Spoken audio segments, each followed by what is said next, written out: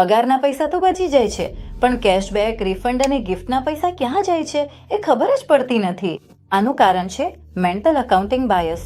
Mind over મનીના આગામી એપિસોડમાં આપનું સ્વાગત છે.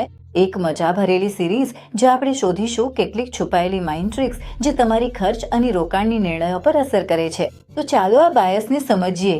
આપણે આપણા મનમાં પૈસાના અલગ અલગ ખાતા બનાવી દઈએ છીએ. પગારના પૈસા અલગ, ડિવિડન્ડના પૈસા અલગ, બોનસ કે કેશબેકને તો આપણે મફત પૈસા માનીએ છીએ. પણ હકીકત તો સીધી છે. પૈસાનો કોઈ રંગ કે લેબલ નથી હોતો. પૈસાની કોઈ કેટેગરી હોતી નથી. વિચારો, જો ફ્લિપકાર્ટ પરથી 2000 રૂપિયાનો કેશબેક મળ્યો, આપણે વિચારીએ છીએ કે મફતના પૈસા છે, કંઈક ઓર્ડર કરી લઈએ. પણ જો એ જ 2000 સીધા બેંક બેલેન્સમાંથી ઉપાડવાના હોય તો 2 વાર વિચારીએ છીએ. તો અંતર શું છે? લેબલનો. લેબલ બદલાયું એટલે વર્તન બદલાયું.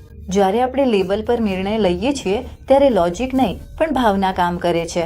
હવે રોકાણમાં પણ એ જ થાય છે.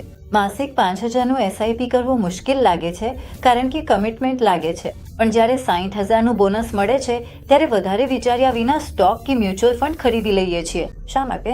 કારણ કે SIP એટલે મહેનતથી કમાયેલું પૈસું અને બોનસ એટલે વધારાનું પૈસું. જ્યારે અંતે બંને પૈસા તમારા જ હોય છે. હવે એક બીજું ઉદાહરણ જોઈએ. ડિવિડન્ડ લેવું સલામત લાગે છે, પણ શેર વેચવું જોખમી કેમ લાગે છે? અહીંથી જ મેન્ટલ અકાઉન્ટિંગનો સાચો ખેલ શરૂ થાય છે.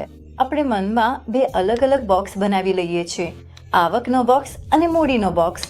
વિચારો, તમારી પાસે જો બ્લુ ચિપ સ્ટોક છે અને કંપની ડિવિડન્ડ આપે છે તો તમે ખુશ થઈને વિચારો છો કે આ પૈસાથી ખર્ચ કરી શકાય. પણ જેમ જ કોઈ કહે કે થોડા શેર વેચીને પૈસા કાઢી લો તો તમે અસ્વસ્થ થઈ જાઓ છો.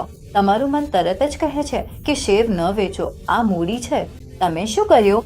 ડિવિડન્ડને આવક માન્યું અને શેરને અસ્પર્શ્ય મૂડી. આથી ભાવનાત્મક સંતોષ જરૂર મળે છે કે આવક આવી રહી છે અને મૂડી સુરક્ષિત છે. પણ વિચારવાની વાત એ છે કે જો પૈસા એ જ છે તો માત્ર લેબલ બદલવાથી આપણા નિર્ણયો કેમ બદલાઈ જાય છે? કમેન્ટ્સમાં જરૂર જણાવો કે શું તમારી સાથે પણ આવું થાય છે? આભાર.